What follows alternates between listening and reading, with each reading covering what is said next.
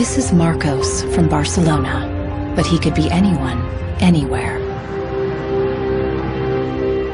What is about to happen to him occurs daily in offices and homes all over the world.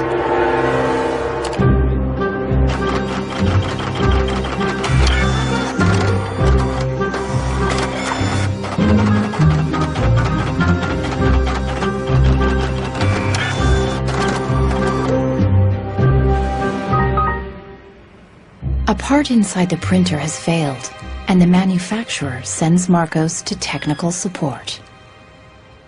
El meu tècnic fa un diagnòstic previ, pero aquest diagnòstic ja són 15 euros més IVA. Seguramente será difícil encontrar las piezas para poder repararla. Realment, reparar-la no li surt molt a compte. Que reparar-la parlem d'uns 110, 120 euros. Tienes impresoras desde 39 euros. Jo t'aconsellaria que miressis impressores noves. Així que, sens dubte, jo em compraria una nova, It's no coincidence that all three shopkeepers suggest buying a new printer. If he agrees, Marcos will become yet another victim of planned obsolescence, the secret mechanism at the heart of our consumer society. Our role in life seems to be just to consume things with credit, to borrow money to buy things we don't need. Nous vivons dans une société dominée par une économie de croissance dont la logique est non pas croître pour satisfaire les besoins, mais croître pour croître. So if the consumer does not purchase, the economy is not going to grow. Planned obsolescence. The desire on the part of a consumer to own something a little newer, a little sooner than is necessary. This film will reveal how planned obsolescence has defined our lives ever since the 1920s, when manufacturers started shortening the lives of products to increase consumer demand. Also hat man sich gedacht, dann beschränken wir einfach die Lebensdauer auf 1000 Stunden. We will find out how designers and engineers were made to adopt new values and objectives. Was back to the drawing board and come out with something that was more fragile. They time those things. They time them. So when you finally paid for them, they're used up. A new generation of consumers has started challenging manufacturers. Is it possible to imagine a viable economy without planned obsolescence, without its impact on the environment? Posterity will never forgive us. Posterity will suddenly find out about the throwaway lifestyles of people in the advanced countries.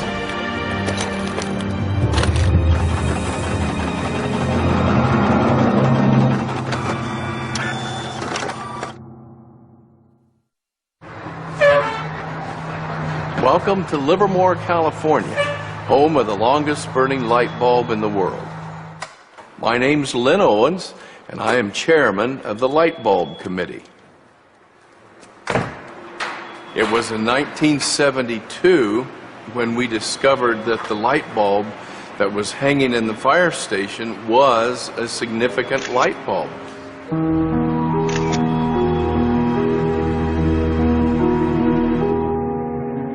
The light bulb at the Livermore Fire Station has been burning continuously since 1901. Ironically, the bulb has already outlasted 2 webcams.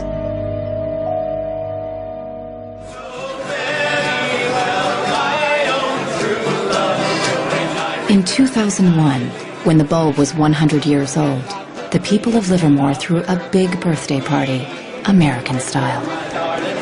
I think we were hoping if we would get 200 people, we'd be happy, and we ended up with 800 or 900 people showing up. One nation, under God, indivisible, with liberty and justice. Do you think that anybody would sing happy birthday to a light bulb? Well, we didn't think they would, but they did. Happy birthday, dear light bulb. Happy birthday to you. The origin of the bulb was, it was produced in a town called Shelby, Ohio, back around 1895, and put together by some very interesting ladies that I have some pictures of, and some gentlemen that invested in the company. The filament was invented by Adolphe Chaillet. He invented his filament to last.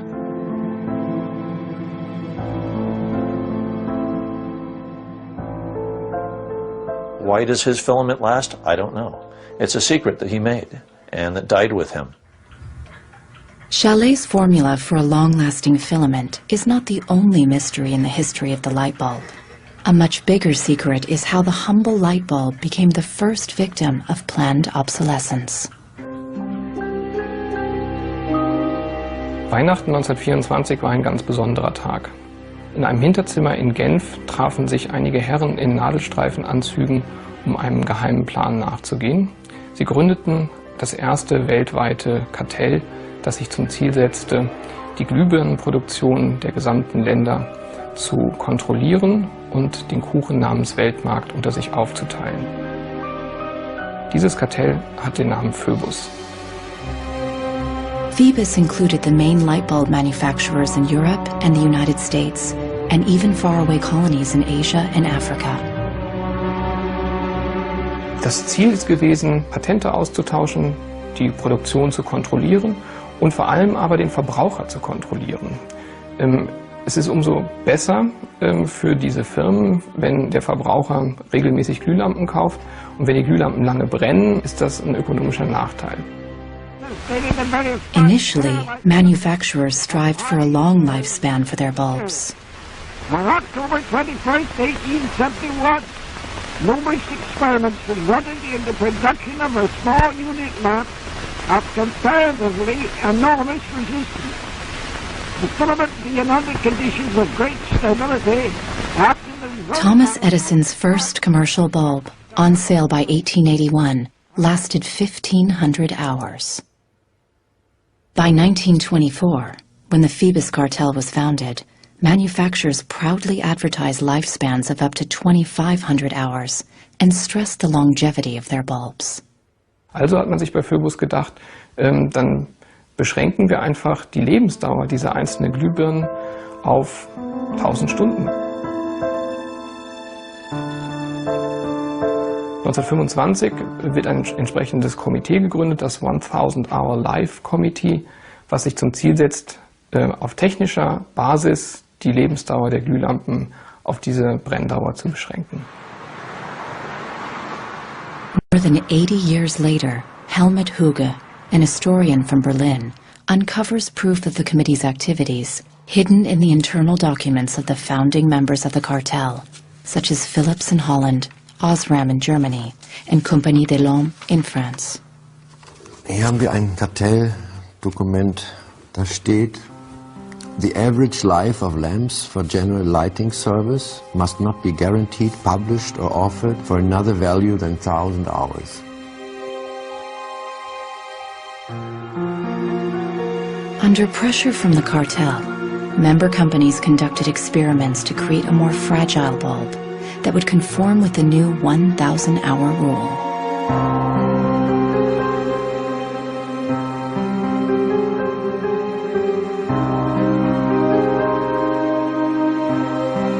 Bulb production was monitored rigorously to make sure cartel members complied.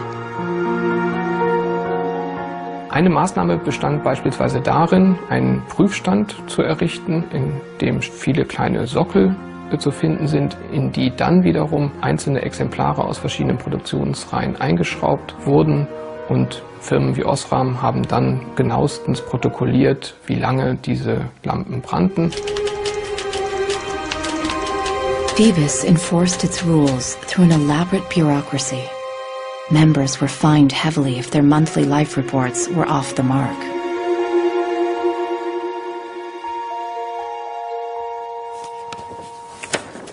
Hier haben wir eine Straftabelle aus dem Jahr 1929, die genau zeigt, wie viel Schweizer Franken Strafe für 1000 verkaufte Glühbirnen die Mitglieder des Kartells zahlen müssen, wenn die Lampen länger halten als zum Beispiel 1500 Stunden.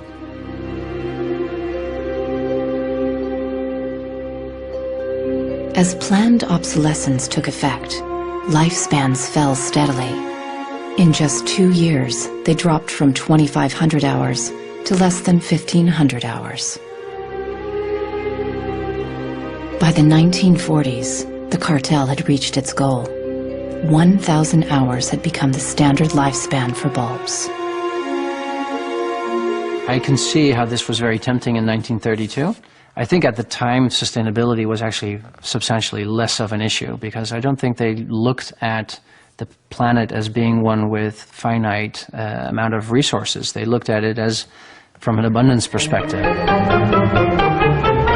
Ironically, the light bulb has always been a symbol for ideas and innovation, and yet it's one of the early and best examples of planned obsolescence.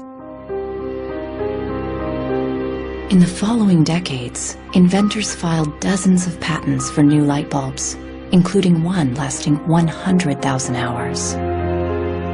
None of them reached the general market. Offiziell hat es ja Philips eigentlich nie gegeben, wenn auch diese Spuren der Öffentlichkeit nie ganz verborgen gewesen sind.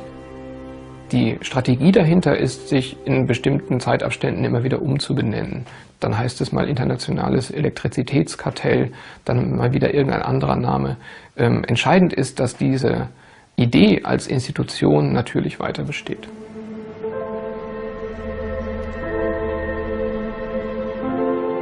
In Barcelona, Marcos hasn't followed the advice of the shopkeepers to replace his printer. He's determined to repair it, and has found somebody on the internet who has discovered what has actually happened to his printer. It's the dirty little secret of inkjet printers. I tried to print a document and it said parts inside your printer require replacement, so I decided to do a little servicing of my own. Hello, Marcos. I got your message. Marcos has contacted the author of the video. I looked into it, and it turns out that there's a thing in the bottom of the printer called a waste ink reservoir. And the way inkjet printers work is they constantly have to clean the print heads, and they do that by squirting ink through them down a hole in the bottom of the printer into this great big sponge. There's just a preset time when it's squirted a certain number of drops down there that then the printer decides it's full of ink and won't function anymore. Mm-hmm.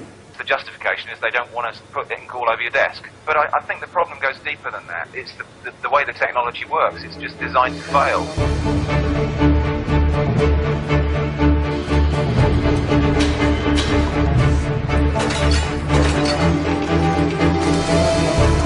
Planned obsolescence emerged at the same time as mass production and the consumer society.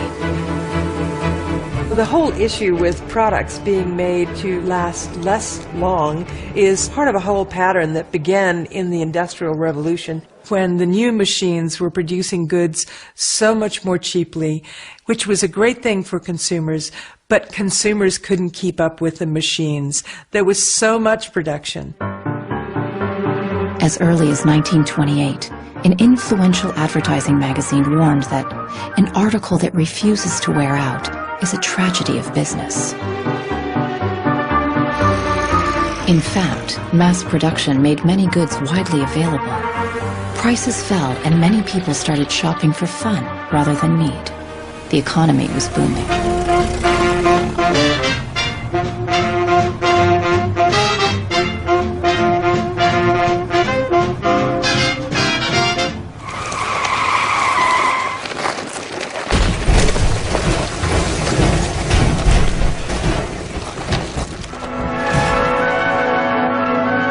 In 1929, the emerging consumer society came to a full stop when the Wall Street crash sent the U.S. into a deep economic recession. Unemployment reached staggering proportions. By 1933, 1/4 of our labor force was unemployed. People no longer queued for goods, but for work and for food. From New York came a radical proposal on how to kickstart the economy again. Bernard London, a prominent real estate broker, suggested ending the Depression by making planned obsolescence compulsory by law. It was the first time the concept was put into writing.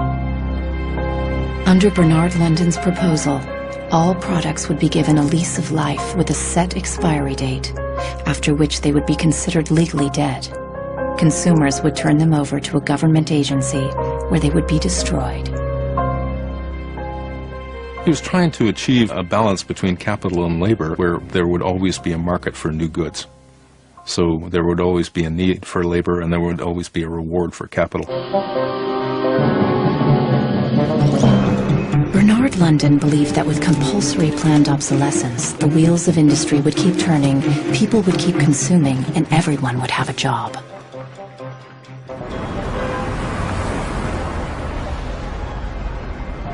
Giles Slade has come to New York to investigate the person behind the idea. He wants to find out if for Bernard London, planned obsolescence was purely about profits or about helping the unemployed. I have a picture of Bernard London. Dorothea Weitzner remembers meeting Bernard London in the 1930s during a family outing. Don't tell me which one he is. And let's see. Ah, isn't that interesting? Yes. Definitely intellectual looking. And you met Bernard London in 1933. When I was about 16, 17, my dad and mother had this big Cadillac car, which was the size of a Zeppelin. Mother was driving like a chauffeur. Dad was in the front, and Mr. and Mrs. London were in the back of the big limousine. Dad said that Mr. London should explain his philosophy to me. He's a very interesting man. And he just told me in a few words that that was his idea to reduce the Depression. We were in an economic mess, worse than today even. He was obsessed with this idea, like an artist is utterly obsessed with his paintings, you know. He actually whispered to me in the car, afraid that his theory might be too radical. In fact, Bernard London's proposal was ignored, and obsolescence by legal obligation was never put into practice. 20 years later, in the 1950s, the idea resurfaced, but with a crucial twist. Instead of forcing planned obsolescence on the consumers, they were to be seduced by it. Planned obsolescence. The desire on the part of a consumer to own something a little newer, a little better, a little sooner than is necessary. We certainly in America... This is the voice of Brooks Stevens, the apostle of planned obsolescence in post-war America. This flamboyant industrial designer created everything from household appliances to cars and trains, always with planned obsolescence in mind. In the spirit of the times, Brooks Stevens' designs conveyed speed and modernity. Even the house he lived in was unusual. This is the home that my father designed and that I grew up in. When it was being built out in the suburbs, everybody thought it was going to be the new Greyhound bus station because it did not look like a traditional home. One of the most important things that my father felt always in designing a product is that it made a statement. He detested products that were bland and really did not, create any desire within the consumer to inspire the purchase. Unlike the European approach of the past where they tried to make the very best product and make it last forever, meaning you bought such a fine suit of clothes that you were married in it and then buried in it and never a chance to renew it, the approach in America is one of making the American consumer unhappy with the product that he has enjoyed the use of for a period, have him pass it on to the second-hand market, and obtain the newest product with the newest possible look. Brooks Stevens traveled all over the U.S. to promote planned obsolescence in speech after speech. His approach became the gospel of the time.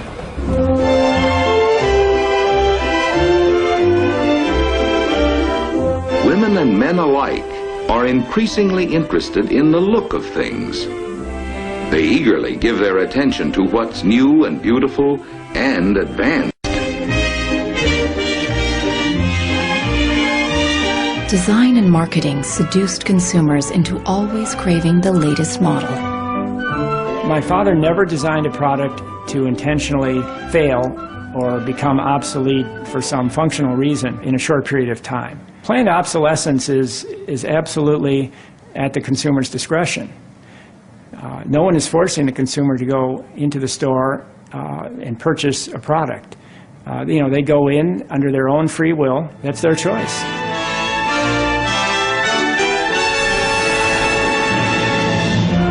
Freedom and happiness through unlimited consumption. The American way of life in the 1950s became the foundation for the consumer society as we know it today.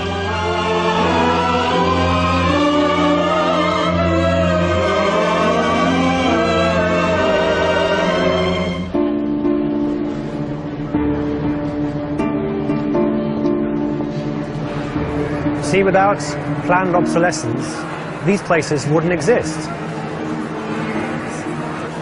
There wouldn't be any products, there wouldn't be any industry, there wouldn't be any designers, architects, there wouldn't be any salespeople, cleaners, there wouldn't be any security guards.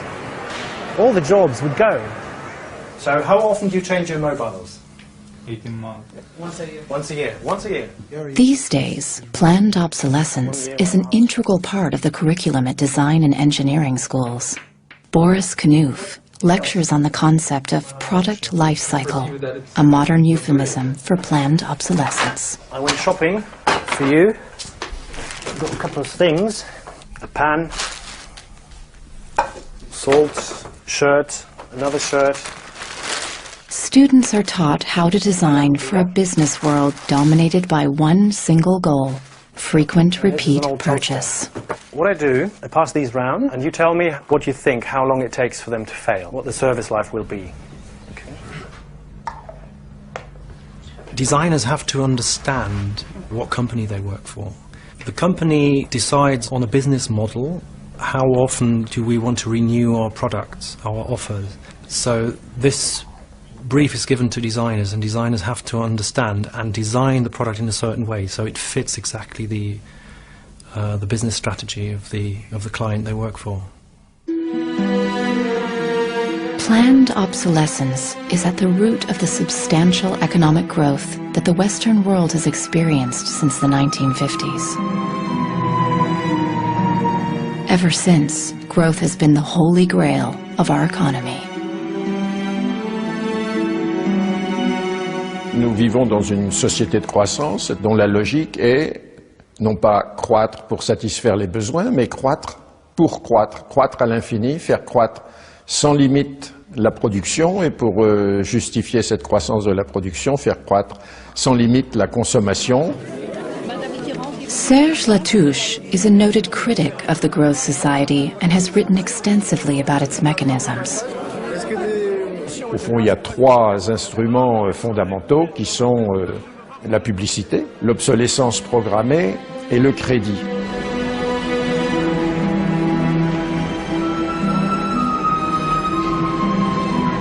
In the last generation or so, our role in life seems to be just to consume things with credit, to borrow money to buy things we don't need. That makes no real sense to me at all. Critics of the growth society point out that it's unsustainable in the long run because it's based on a flagrant contradiction. Celui qui croit qu'une croissance infinie est compatible avec une planète finie est soit un fou, soit un économiste. Le drame, c'est qu'au fond, nous sommes tous des économistes maintenant. Why is it that a new product is created every 3 minutes somewhere in the world? Is this necessary? I think a lot of people have realized that things need to change when they're being told by politicians to go shopping or to start consuming as the best way to restart the economy. On peut dire qu'avec la société de croissance, on est embarqué dans un bolide qui désormais manifestement n'a plus de pilote, qui va à toute allure et dont on peut prévoir le destin qui est soit de se fracasser contre un mur, soit de sombrer dans un précipice.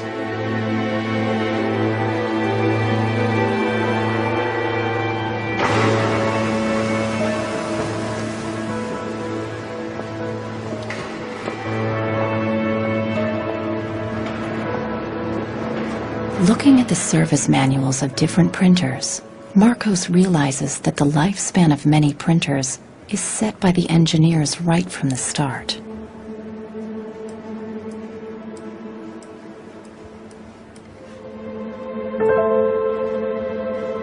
They achieve this by placing a chip deep inside the printer. Hi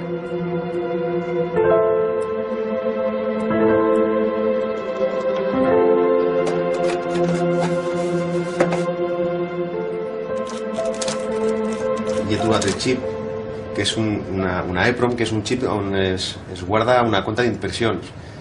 I quan s'arriba a una determinada compta és quan es bloqueja la impressora i deixa d'imprimir.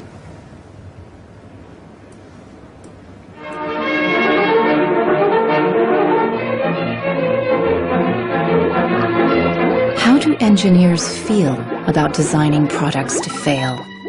The dilemma is captured in a British film from 1951, where a young chemist invents an everlasting thread.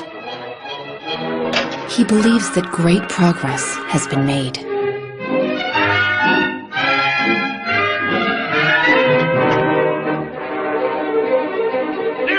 But not everyone is happy with his discovery, and soon he finds himself on the run, not only from the factory owners, but also from the workers, all fearing for their jobs. Well, that's really interesting, and it reminds me of something that actually happened in the textile industry. In 1940, the chemical giant DuPont announced the arrival of a revolutionary synthetic fiber, nylon. Girls celebrated the new long-lasting stockings, but the joy was short-lived. My father worked for DuPont before and after the war in the nylon division, and he told me a story about how when nylon first came out and they were trying it out for use in stockings, the men in his division were asked to take these stockings home for their wives and girlfriends to try out. My father brought them home to my mother, and she was delighted with the first products because they were so sturdy. The DuPont chemists had every reason to be proud of their achievement, as even men touted the strength of nylon stockings. The problem was they lasted too long. The women were very happy with the fact that they didn't get runners in them. Unfortunately, this meant that the companies producing the stockings were not going to sell very many. DuPont gave new instructions to Nichols Fox's father and his colleagues. For the men in his division, it was back to the drawing board to try to make the fibers weaker and come out with something that was more fragile and would run so that the stockings wouldn't last as long. The same chemists who'd applied their skills to make durable nylons went with the spirit of the times and made them more fragile. The everlasting thread disappeared from the factory floor, just like in the cinema. We need control of this discovery. Complete control. If you want twice the amount in that contract, we will pay it. $250,000. To suppress it. Yes. How did the chemists at DuPont feel about deliberately reducing the life of a product? Excuse me. It must have been frustrating for the engineers to have to use their skills to make an inferior product after they'd tried so hard to make a good product. But in a way, I suppose that's the outsider's view. Probably they just had a job to do. Make it strong, make it weak. That was their job. Engineers were in a really complicated ethical time. This confrontation with planned obsolescence provoked them to examine their most basic ethical concepts. There was an old school of engineers who believed that they should make a permanent, usable product that would never break. And there was a new school of engineers that were driven by the market who were clearly interested in making the most disposable product that they could. And this debate resolved itself by these new school of engineers taking over. Planned obsolescence did not only affect engineers. The frustration of ordinary consumers is echoed in Arthur Miller's classic play, Death of a Salesman. Just like Willie Lomax, all consumers could do was complain powerlessly. Once in my life, I'd like to own something outright before it's broken. I'm always in a race with the junkyard. Just finished paying for the car and it's on its last legs. The refrigerator consumes belts like a crazy maniac. They time those things. They time them. So when you finally paid for them, they're used up. Little did consumers know that on the other side of the Iron Curtain, in the countries of the Eastern Bloc, there was a whole economy without planned obsolescence.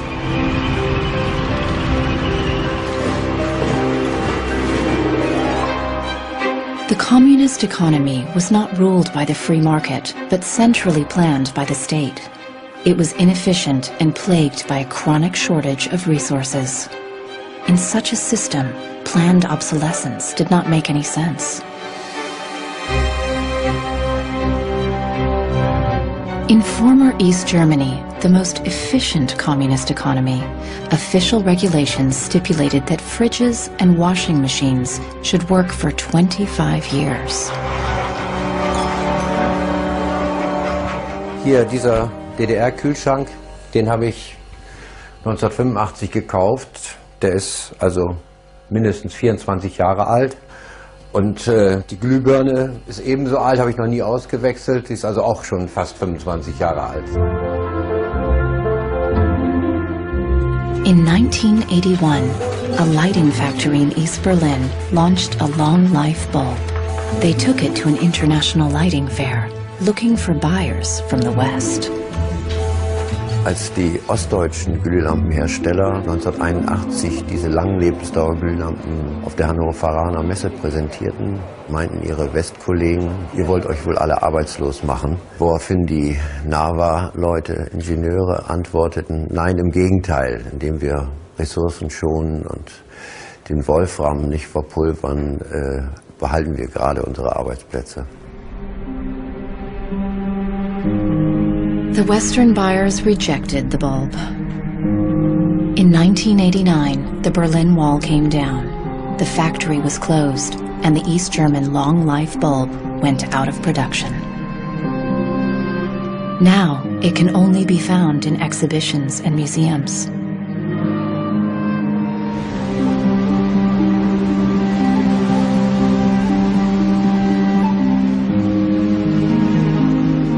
Years after the fall of the Berlin Wall, consumerism is as rampant in the East as it is in the West.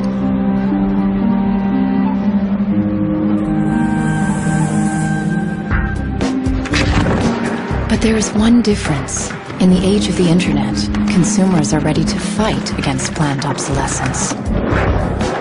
The first movie we made that really broke through was a movie about the iPod. And I was completely broke. I had gotten this iPod, it was like $500, $400, and about 8 months later, 12 months later maybe, the battery died in it. And I called Apple to ask them to replace the battery.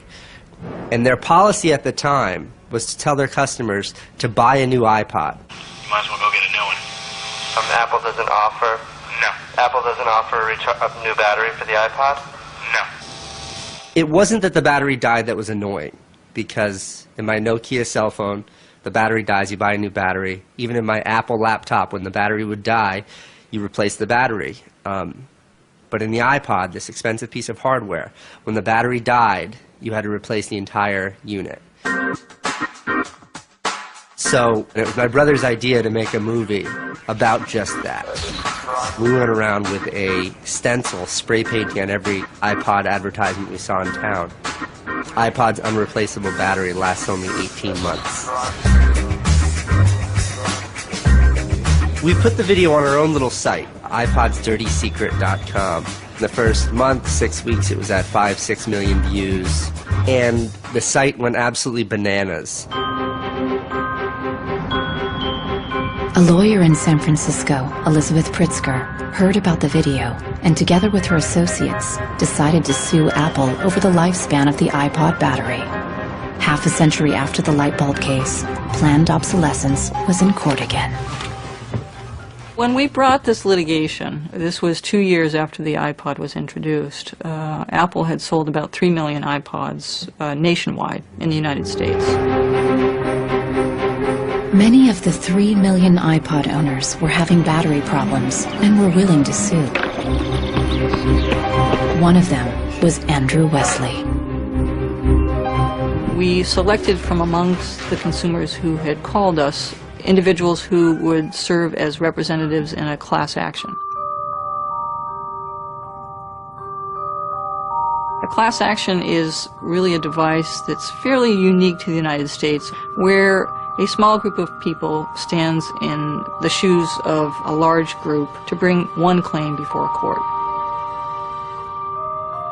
My role in that case was as class representative on behalf of thousands, maybe tens of thousands of people.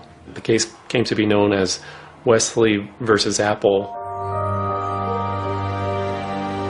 When my friends and family learned that this was a major case, they thought I was, becoming a radical. Here I am going to sue. I was the next Erin Brockovich. In December 2003, Elizabeth Pritzker filed the case at the San Mateo County Court, just a few blocks from the Apple headquarters.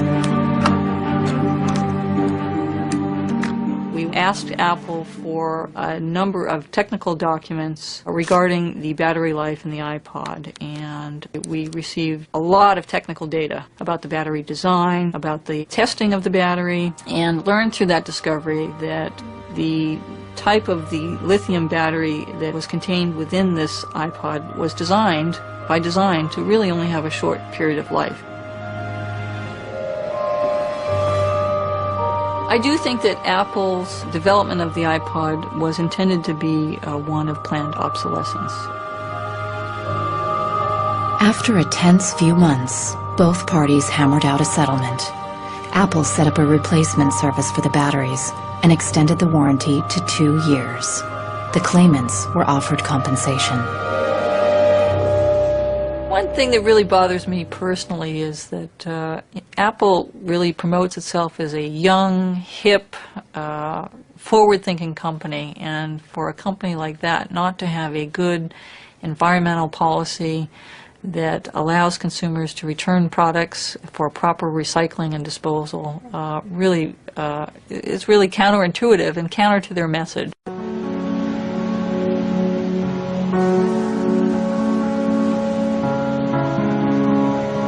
Planned obsolescence produces a constant stream of waste, which is shipped to third world countries, such as Ghana in Africa.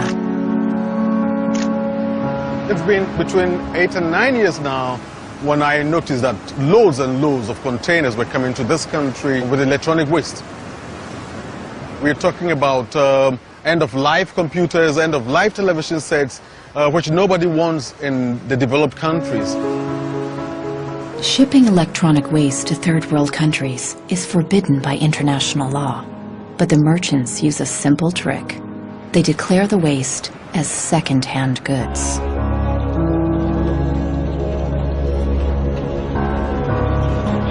More than 80% of the electronic waste that arrives in Ghana is totally beyond repair, and whole container loads are abandoned at dump sites all around the country. We are at the dump site here in Agbogloshi. In the past, we had this beautiful river called Odo River, that meandered its way through this area. It was teeming. In the past, it had so much fish. So we actually attended a school not very far away from here. So we would come play football and hang around the river. The fishermen would organize boat rides, I remember very well. But now it's all finished, it's all gone. And that makes me really, really sad. And it makes me angry.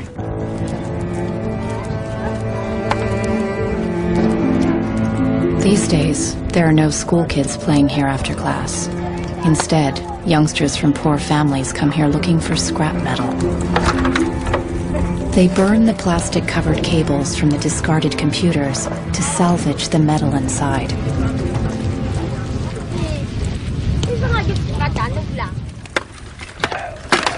What is left is picked through by the younger children who are looking for any tiny pieces of metal which the older boys may have missed.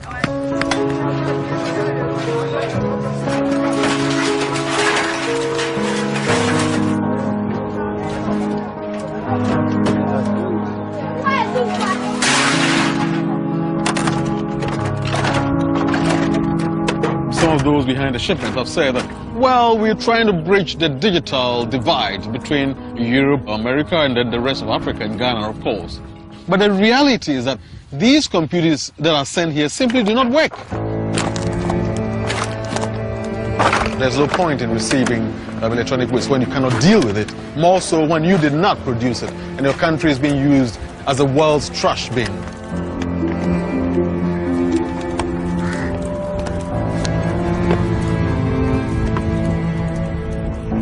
The trash that for so long in the industrial age has been hidden from view is now coming into our lives and we can actually no longer easily avoid it. The waste economy is reaching its last legs because we don't physically have anywhere else to put the waste. I think in the course of time we've come to realize that the planet that we're living on cannot sustain that forever. There's a limit to natural resources and there's a limit to energy resources that we have. Posterity will never forgive us. Posterity will suddenly find out about the throwaway attitudes, the throwaway lifestyles of people in the advanced countries. People all over the world have started acting against planned obsolescence. Mike Anane is fighting against it from the receiving end. He has started by collecting information. This is where I keep the e-waste that have asset tags or property tags. This says Amu Center Nordvest Zeeland. It's from Denmark. This is from Germany, sent here simply to be dumped. Westminster College. Apple should know better. It's a company that claims to be so green. There's a lot of Apple products that are being dumped here. I have a database that contain the asset tags, the contact addresses, telephone numbers of the companies that owned the electronic waste that have been dumped in Ghana. Mike Anane plans to turn this information into evidence for a court case.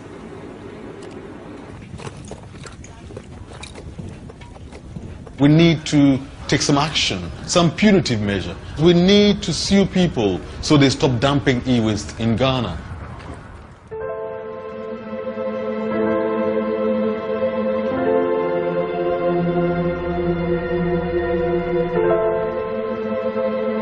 Marcos is on the internet again, looking for a way to extend the life of his printer. He has discovered a Russian website which offers a free software for printers with a counter chip. The programmer has even gone to the trouble of explaining his personal motivation. This happens due to bad construction. This is their business model. Not a good one for user and environment.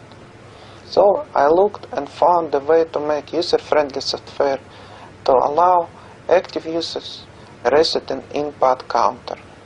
Marcos doesn't know what to expect, but downloads the software anyway.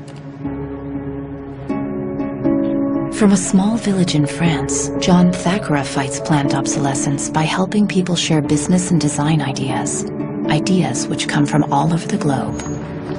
In all poorer countries, things are repaired automatically. The notion you throw a product away just because it breaks for some reason is completely unknowable and unthinkable actually to somebody in the south. In India there's an actual word, jugaad, to describe this tradition of being able to fix things pretty much regardless of the complexity of it. We try to find people who are actively doing projects in the world rather than just talking about things or making abstract statements about how awful things are or what has to be changed.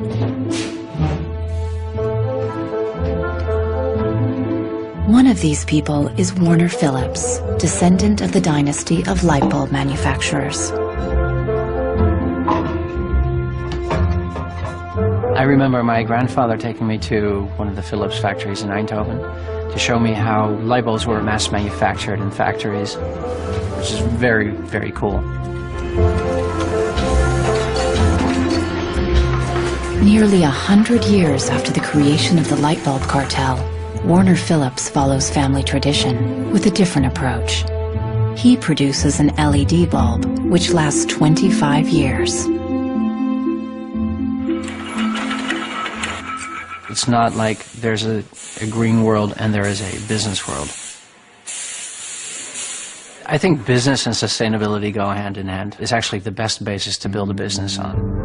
And the only really real way to do that, I believe, is to factor in the true costs of the resources that have been used, but you also look at the energy consumption, you also look at the indirect energy consumption of transportation. Si on faisait vraiment payer aux transporteurs le coût réel du transport, sans parler du fait que le pétrole est une ressource non renouvelable et pour lequel on n'a pas vraiment de substitut, je dirais que le prix du transport devrait être multiplié par 20 ou 30. If you factor all of that into every product that you manufacture, then there will be huge incentives for manufacturers and entrepreneurs all over the planet to make products that last forever. Fighting against planned obsolescence can also be achieved by rethinking the engineering and production of consumer goods. A new concept called Cradle to Cradle claims that if factories worked like nature, planned obsolescence itself would become obsolete.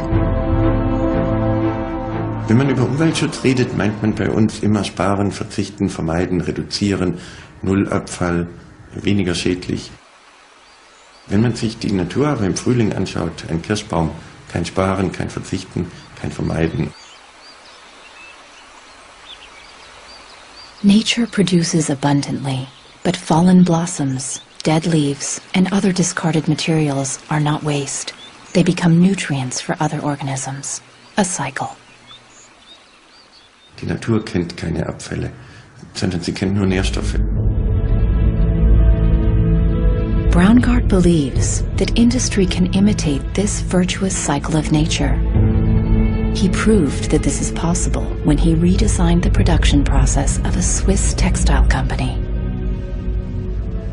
Wenn man zum Beispiel so einen Stoff hat, dazu ein Sofa damit bezieht oder ein Stuhl, dann sind die Zuschnitte, was man abschneidet, so giftig, dass es als Sondermüll entsorgt werden muss. Braungart found that hundreds of highly toxic dyes and chemicals were routinely used at the factory. For the production of the new fabrics, Braungart and his team reduced the list to 36 substances, all biodegradable. Wir suchen jetzt alle Zutaten raus, dass man sie auch essen könnte.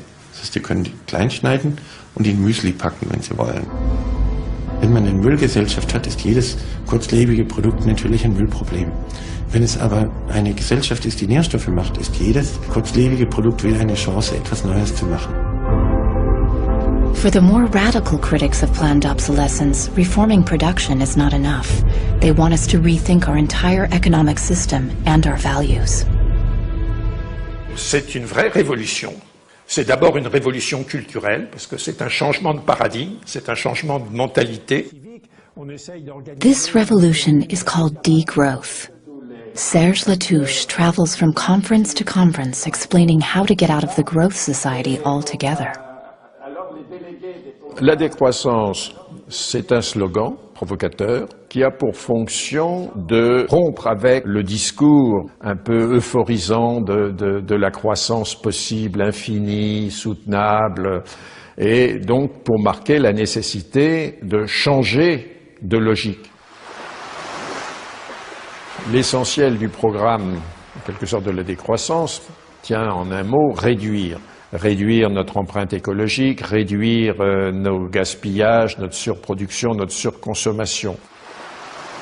Réduisant la consommation, en réduisant la production, mais en libérant du temps libre, on peut développer d'autres formes de richesse qui ont l'avantage de ne pas s'épuiser quand on les consomme, comme l'amitié, le savoir. We increasingly rely on objects to give us a sense of self-esteem and identity. It's partly the consequence of the breakdown of things that used to give us identity, like membership of a community or relationship to the land, or all sorts of soft and social things which have been replaced by consumerism. Si le bonheur dépendait du niveau de consommation, on devrait être dans la félicité absolue, parce que nous consommons 26 fois plus que du temps de Marx, mais toutes les enquêtes montrent que les gens ne sont pas 20 fois plus heureux, parce que le bonheur est toujours quelque chose de subjectif, évidemment. Critics of degrowth fear that it will destroy the modern economy and take us straight back to the Stone Age. Revenir à une société soutenable, c'est-à-dire une société dont l'empreinte écologique ne dépasse pas une planète, eh bien, ça n'est pas revenir à l'âge de pierre, c'est revenir, toutes choses égales d'ailleurs, pour un pays comme la France, aux années 60. Ça n'est pas vraiment l'âge de pierre. On peut dire que la société de décroissance réalise la vision de Gandhi qui disait le monde est assez grand pour satisfaire les besoins de tous, mais il sera toujours trop petit pour satisfaire l'avidité de quelques-uns.